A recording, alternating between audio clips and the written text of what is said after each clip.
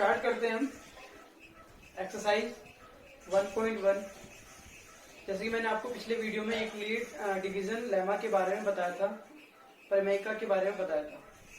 अब हम पढ़ेंगे यूक्लिड डिवीजन एल्गोरिथम, यूक्लिड विभाजन एल्गोरिथम के बारे में।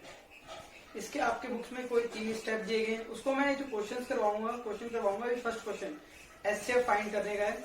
इससे आपको क्लियर हो जाएगा यूक्लिड डिवीजन एल्गोरिथम, यूक्लिड विभाजन एल्गोरिथम क्लियर हो जाएगा। ठीक है, तो क्वेश्चन फर्स्ट स्टार्ट करते हैं।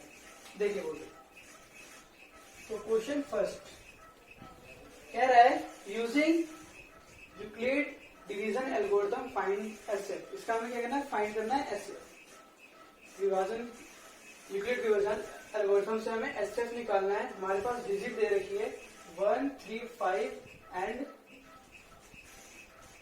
2 to 5। इसका हमें एसएफ निकालना है यूक्लिड से। तो मैं बता देता हूं, मैंने आपको बताया था पिछली क्लास में यूक्लिड क्या था, A is equal to B Q plus R बताया था मैंने। जहां ए को बी से अगर हम डिवाइड करेंगे, भाग करेंगे, ए को हम बी से भाग करते हैं तो क्वोशिएंट यानी शेषफल हमारा क्यू आता है, क्वोशिएंट यानी भागफल आपका क्यू आता है और शेषफल यानी रिमाइंडर आपका आर आता है, बताया था मैंने। यहाँ आप हमेशा एक चीज और बताता हूँ, याद रखना, जो ये ए होता है वो हमेशा याद रखना बड़ा होगा बी से, जो डिवाइड होगा कॉमन साइड है, ए हमारा बड़ा होगा इस बी से। आर मैंने आपको बताया था, जो आर होता है, ये आर जो होता है वो 0 से बड़ा होता है, बराबर होता है, लेकिन छोटा होता है।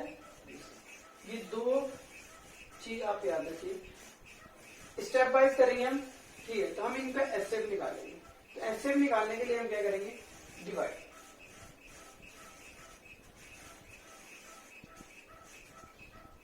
हम 1, 3, 5 से 2 to 5 को डिवाइड करेंगे। सबसे पहले स्टेप कितनी बार में जाएगा ये, तो 135 चले जाएगा आपका, या 1 बार में 135 1 बार में कितना आएगा 0, 12 में से 3 गया 9 बचेगा और 1 में से 1 गया 90 आपका आ जाएगा। 90 आ गया। अब सबसे पहला स्टेप हमारा यूक्लिड क्या है, A is equal to B Q plus R. ठीक है, ए कितना है, ए आपका ये जो बड़ा है और जो छोटा है वो आपका बी। जो मैंने बताया ना, ए बड़ा होगा बी से, यानी ये आपको 2 इंटीजर 2 पूर्णांक दे रखे हैं, तो ए आपका ये है और बी आपका ये है। ठीक है, यहाँ देख सकते हैं आप, जिसको हम डिवाइड करते हैं वो हमारा ए होता है, जिससे करते हैं वो हमारा बी होता है। ठीक है, तो यहाँ लिख देते ए हमारे कितना है 2 to 5। हमने 2 to 5 को किससे डिवाइड किया, 1, 3, 5 से डिवाइड किया। क्यू कितना आया, तो क्यू हमारा 1 आया। रिमाइंडर कितना बच गया, क्लियर। अब इस चीज को हम दोबारा करेंगे। अब होता क्या है, जो हमारा रिमाइंडर बच जाता है, शेषफल बच जाता है, उसको हम यही रहने देते हैं और जिससे हमने डिवाइड किया था उसको हम अंदर ले लेंगे। क्लियर, जिससे हमने डिवाइड किया था उसको अंदर ले लेंगे और जो शेषफल आएगा वो हमारा भाग। अब 90 से हम 135 को डिवाइड करेंगे तो कितनी बार में जाएगा, ये भी आपका 1 बार में जाएगा, 1 बार में जाएगा। ये आपका आ गया 5, 13 में से 9 गया, आपका बचेगा 4। हो गया। जैसे में ये स्टेप करेंगे हम यहाँ पर नोट करेंगे। इस बार क्या हुआ, जिसको हमने डिवाइड किया वो था हमारा 135, जिससे किया वो था हमारा 90। कितनी बार में किया, तो जी हाँ यहाँ पर भी हमने 1 बार में किया। शेषफल कितना, रिमाइंडर कितना है 45। कोई दिक्कत, करेंगे कब तक इसको बताता हूं मैं भी। फिर भाई इसको हम अंदर ले लेंगे, ये हमारा जो शेषफल रिमाइंडर था बाहर हो जाता है और जिससे हमने किया था वो कहां चला जाएगा। जैसे पहली बार 35 अंदर गया था, अब ये 90 अंदर चला जाएगा। कितने बार में जाएगा, तो जो पूरा क्लियर है, 2 बार में कितना आ जाएगा 90, 0 आ गया।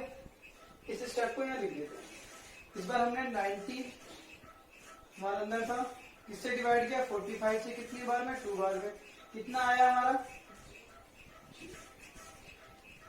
थर्ड स्टेप हमारा ये क्या कहता है, जो आप यूक्लिड डिवीजन एल्गोरिथम कहता है, यूक्लिड विभाजन एल्गोरिथम कहता है, जैसे ही हमारा डिवाइड करने पे शेषफल यानी रिमाइंडर 0 आता है, तो जिससे हमने डिवाइड किया था, और रिमाइंडर हमारा कितना आया 0, वो आपका हो जाएगा एनसीए। क्लियर? ठीक। आपको एग्जाम में ये पूरा स्टेप लिखना है एस्टिज, और ये डिवाइड करके भी मेंशन करना है। ये पूरा था आपका क्वेश्चन फर्स्ट का फर्स्ट पॉइंट आपका हो गया, और ये था आपका यूक्लिड डिवीजन एल्गोरिथम कि हम इसको डिवाइड करते चले जाते हैं और लास्ट में जब 0 आता है हमारा, तो वो हमारा क्या होता है, स्टेप होता है। नेक्स्ट देखते हैं, नेक्स्ट करते हैं हम इसका एसएफ निकालते हैं। सबसे पहले ये ए हमारा ये हो गया, ये हमारा ए हो जाएगा और ये हमारा बी हो जाएगा। ठीक है, एल्गोरिथम हमारा A equal to B Q plus R, इसको सॉल्व करते हैं, डिवाइड करते हैं 196 38220। तो सबसे पहले हम देखते हैं ये हमारा 1 बार में चला जाएगा, 196 1 बार में 196 ही आएगा। माइनस कर देते हैं, कितना आएगा, 12 में 6 है 6 बचेगा, और 7 में से 17 में से 9 गया तो 8 बचेगा, और 2 में से 1 गया 186। अब ये नहीं करना कि यहाँ ए बना के उतार दे, ये कहाँ चले जाएंगे, समझ में आ रही बात? अगर मैं ऐसे करके अगर ये यहाँ ले लूँ, नहीं, क्योंकि अभी ये पूरा डिवाइड होगा, उसके बाद ही हम ये स्टेप करते हैं। ठीक है, अब ये हमारा 2 नीचे आएगा। अब इसको आप करोगे तो ये आपका जाएगा 9 बार में, 196 सीधे बच जाएगा 9।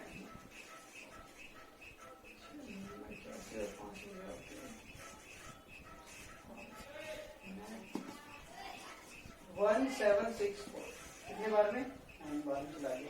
12 में से 4 गया 8 बचेगा, और यहाँ आ गया आपका 15 में से अगर 6 माइनस करो तो 9 बचेगा, और यहाँ बच गया 7, ये आ गया 0 कितना आ गया 9 8। अभी ये 0 बचा है, इसलिए अभी ये 0 नीचे आएगा। ठीक है, जैसे यहाँ पर ये 2 आएगा, फिर ये पूरा कंप्लीट हो जाएगा, फिर हम आगे स्टेप बढ़ेंगे। तो ये 196 अगर मैं इसको करके देखूं 4 बार में, तो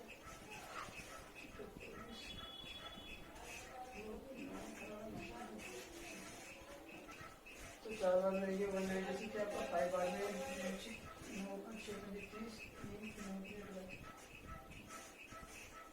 आ गया, कितना आ रहा है 5 बार में, तो आपका 5 बार में 986। देखिए, इस स्टेप में हमें आगे स्टेप करने की जरूरत नहीं, क्योंकि आपका रिमाइंडर कितना आ गया 0 आ गया है, यानी आप लिख दो यहाँ पर एक ही स्टेप हुआ आपका, एक ही स्टेप में 0 आ गया है। तो 0 कब आया, जब हमने 196 से डिवाइड किया, तो आपका एचसीएफ कितना हो गया, हाईएस्ट कॉमन फैक्टर, यहाँ आ गया 196। ठीक है, नेक्स्ट देखते हैं। थर्ड पार्ट जो है इसका आप खुद ट्राई करें, अगर आपको कोई डाउट होता है तो कमेंट करें, 7 से 9 क्लास हो रही है, वहां पर मैं आपको इसको सॉल्व करवा के भेज दूंगा। ठीक है, सॉल्यूशन आपको बता दिया जाएगा। एचसीएफ और एलसीएम के बारे में जो अगली आपकी नेक्स्ट एक्सरसाइज है 1.2, वहां पर मैं डीपली बताऊंगा एचसीएफ क्या होता है, एलसीएम क्या होता है, उसके बारे में हम बिल्कुल डीपली जानेंगे। वहां पर दूसरे मेथड से निकालेंगे, यहाँ यूक्लिड मेथड से एचसीएफ निकालने के लिए तो सिर्फ हमने यूक्लिड मेथड से एचसीएफ निकाला। नेक्स्ट क्वेश्चन देखते हैं। नेक्स्ट क्वेश्चन है, सेकंड क्वेश्चन हमें कह रहा है कि जो पॉजिटिव ऑड इंटीजर्स होते हैं, धनात्मक पूर्णांक, धनात्मक विषम पूर्णांक, जिनको हम 6q+1, 6q+3 एंड 6q+5 के रूप में फॉर्म में हम लिख सकते हैं, ये हमें शो करना है, सिद्ध करना है, प्रूफ करके दिखाना है कि हम ऐसा कर सकते हैं। इस क्वेश्चन को करने से पहले मैं आपको बता देता हूं थोड़ा, देखिए ऑड इंटीजर्स क्या होते हैं। विषम पूर्णांक आपके हो गए 1 3 5 7 9, ये आपके ऑड इंटीजर से धनात्मक विषम पूर्णांक है। अगर मैं बात करूं, इसको कंपेयर करूं सम पूर्णांक से, यानी इवन इंटीजर से, तो आप बोलोगे 2 होगा, 4 होगा, 6 होगा, 8 होगा, 10 होगा। इन दोनों में बेसिक सा डिफरेंस होता क्या है, अगर मैं धनात्मक पूर्णांक पॉजिटिव इंटीजर में 1 ऐड करूं, 1 ऐड करते ही ये क्या बन जाता है, और देखो 2 में 1 ऐड करते क्या बन जाएगा 3, 4 में 1 ऐड करते क्या बन जाएगा 5, 6 में 1 ऐड करते ही 9, 8 में 1 ऐड कर 6 में 1 ऐड करते 7, 8 में 1 ऐड करते 9। यानी हम इवन इंटीजर्स में धनात्मक पूर्णांक में 1 ऐड करें, एक को जोड़ दे तो क्या बन जाते हैं, विषम पूर्णांक यानी ऑड इंटीजर्स बन जाते हैं। पक्की बात है, ठीक, क्लियर हुआ ये। अब क्या आपकी स्क्रीन पे जो क्वेश्चंस मैंने सॉल्व करके लिख दिए, आपको एग्जाम में उस तरीके से लिखना है। मैं यहाँ पर आपको समझा देता हूँ। आपको स्टेप बाय स्टेप सारी चीज लिखनी है। सबसे पहले आपको लेट करना है एक पॉजिटिव इंटीजर a, हमने लेट कर लिया, एक पॉजिटिव इंटीजर है, माना हमने एक धनात्मक पूर्णांक है मान लिया। फिर मैंने b इक्वल टू कितना लिया है आपका 6 लिया है। क्यों लिया है, क्योंकि हमें प्रूफ करना है कि जो हमारा ऑड इंटीजर्स होता है वो किस फॉर्म में होता है, 6 प्लस 1, 6 प्लस 3 एंड 6 प्लस 5। यहाँ मैं समझा देता हूँ, इस फॉर्म में लिखना है। अगर मैं इसको यूक्लिड से कंपेयर करूं, इसको मैं अगर यूक्लिड से कंपेयर करूं तो आप देख रहे होगे क्यू के साथ में जो होता है वो बी होता है, क्यू के साथ में जो होता है वो बी होता है, इसलिए बी मैंने कितना ऐड किया 6, स्क्रीन पे दिख रहा होगा आपको, ठीक है। उसके बाद हमने क्या लिखा यूक्लिड। अब यूक्लिड जैसे मैं इसके ऊपर अप्लाई करूंगा तो यूक्लिड अप्लाई करते क्या बन जाएगा 6 प्लस r बन जाएगा। जैसे मैं यूक्लिड में मैंने क्या किया, a की जगह a रहने दिया और b हमारा कितना, हमें पता चल गया ना b कितना है 6 है, q की जगह q आ गया और r की जगह r। अभी हमें सिर्फ इतना पता है, हमें a नहीं पता, r नहीं पता और q भी नहीं पता, लेकिन हमें b पता था, मैंने कंपेयर करके निकाला और मैंने लिख दिया। आपको इस तरह से स्टेप लिखना है। a कोई ऑड इंटीजर है, विषम पूर्णांक है, फिर b हमें पता लिख देंगे b हमारा कितना है।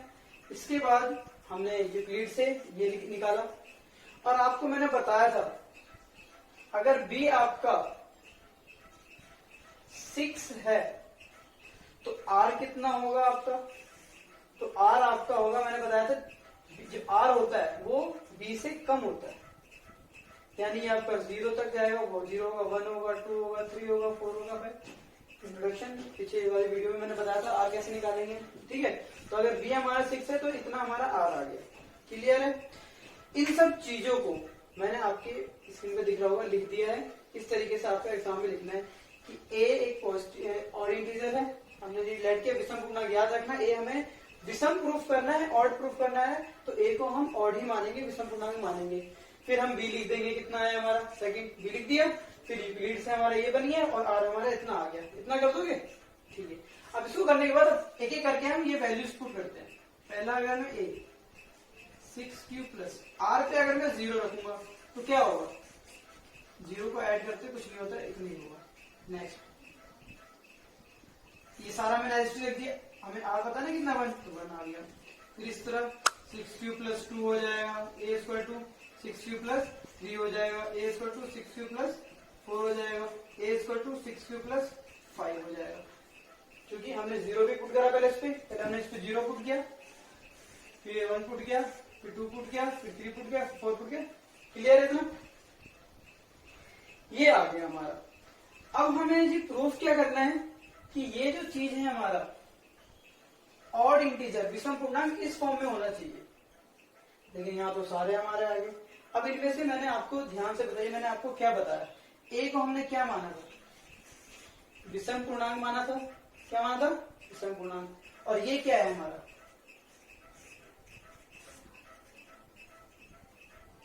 क्या ये हमारे सम पूर्णांक है, ये तीनों क्या हमारे पॉजिटिव इंटीजर्स है। क्या है हमारे पॉजिटिव इंटीजर, धनात्मक पूर्णांक क्यों है, देखिए अगर मान लो 6 को मैं किसी नंबर से भी मल्टीप्लाई करूं, कोई भी इंटीजर लो, मैंने 1 से मल्टीप्लाई कर दिया या 1 से, और उसमें इवन नंबर ही प्लस कर दो तो क्या आएगा, इवन ही आएगा ना। यानी देखो जब हम क्यू में 6 को मल्टीप्लाई करेंगे, 6 से किसी भी नंबर को आप मल्टीप्लाई कर लो, वो पॉजिटिव इंटीजर आएगा, धनात्मक पूर्णांक आएगा। धनात्मक पूर्णांक में अगर 2 ऐड करोगे तो भी आपका धनात्मक पूर्णांक रहेगा, पॉजिटिव इंटीजर ही रहेगा। ये हमारा पॉजिटिव है और ये हमने 4 ऐड किया तो भी वो पॉजिटिव यानी धनात्मक पूर्णांक ही रहेगा, इसलिए ये धनात्मक पूर्णांक है। क्या है? धनात्मक पूर्णांक है, पॉजिटिव इंटीजर है। लेकिन हमने ऊपर पढ़ो ए को क्या माना है, पढ़ो ए को हमने धनात्मक विषम पूर्णांक माना है और इंटीजर माना है, तो क्या वो इसको हम इस तरह लिख सकते हैं? नहीं लिख सकते। ये भी लिख सकते हैं? नहीं लिख सकते। ये भी लिख सकते हैं?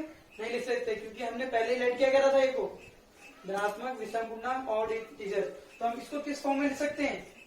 6q + 1, 6q + 3 और 6q + 5, इस फॉर्म में लिख सकते हैं। इस तरह से आपको एग्जाम में कर देना है। क्लियर?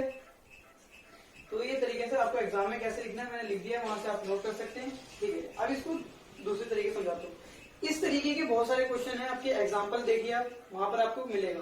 आपको बस बेसिक सा चेंज क्या करना है, देखिए जब हम वो स्टेटमेंट मैंने दिया है ना आपकी स्क्रीन पे, इसको अच्छे से समझ लीजिए, रटने की जरूरत नहीं है, समझ लीजिए, आप खुद बना के सकते हैं इस चीज को। अगर मान लो मुझे प्रूफ करने के लिए कहता धनात्मक सम पूर्णांक इवन इंटीजर प्रूफ करो, अब कि ये नहीं करना हमें, अब मुझे प्रूफ करने के लिए कह रहा है 6q + 2 और 6q + 4।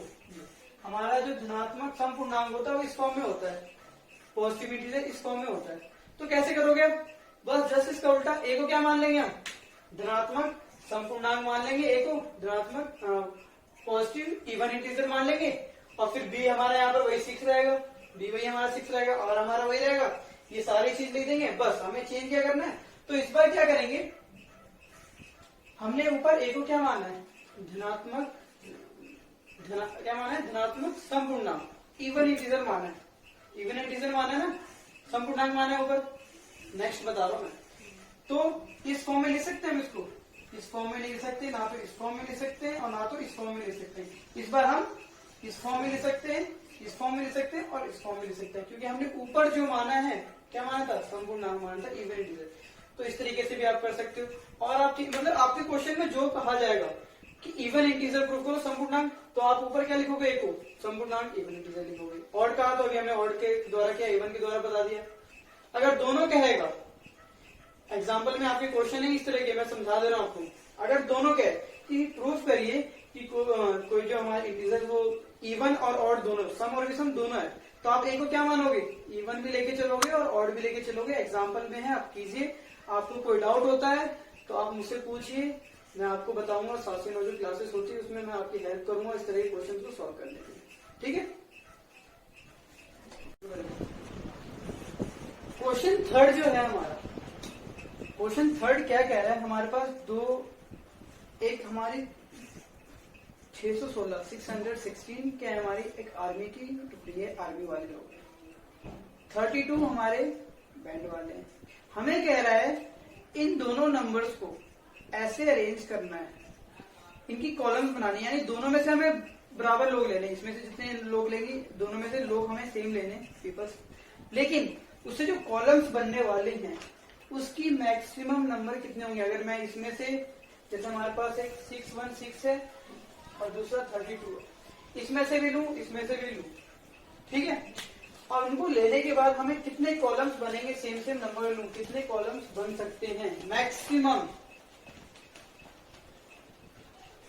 ये हमें बताना है, फाइंड करना है। तो देखिए मैक्सिमम की बात जब भी आए तो आपको याद रखना है एचसीएफ, क्योंकि एचसीएफ का फुल फॉर्म होता है highest common factor. Highest common factor, highest यानी मैक्सिमम, ज्यादा से ज्यादा। जब भी आपकी ज्यादा से ज्यादा, अधिक से अधिक बोलेगा तो आपको उसका एचसीएफ निकालना है, महत्तम निकालना है, ठीक है, यानी मासा निकालना है। क्लियर है? तो हम इन दोनों का क्या निकालेंगे? मासा निकालेंगे, यानी एचसीएफ निकालेंगे। कैसे निकालेंगे? अभी मैंने यूक्लिड का तरीका बताया ना आपको, तो जस्ट अभी आपको यूक्लिड के मेथड से ही फाइंड करना है इसको। तो यूक्लिड के मेथड से कैसे करेंगे? यूक्लिड हमारा होता है A equal to D plus R, मैंने आपको कुछ बताया था। इसमें जो सबसे बड़ा होगा वो ए होगा, उसको हम अंदर रख देंगे, जो छोटा होगा उसको हम, ठीक है। इसको डिवाइड करते हैं तो 32 कितने बार में जाएगा? तो अगर एक साइड है तो ये 1 बार में जाएगा, हाँ 1 बार में चला जाएगा। कितना आएगा? 11 में से 2 माइनस कर दो, तो 11 में से 2 गया, 9 बचेगा, और 5 में से 3 गया 20 आ गया। ये 6 नीचे आ गए। अभी 32 आपका अगर ट्राई करोगे तो ये आपका चला जाएगा 7 बार, चेक करें 8 बार में, 9 बार में, 8 बार में चेक करते हैं।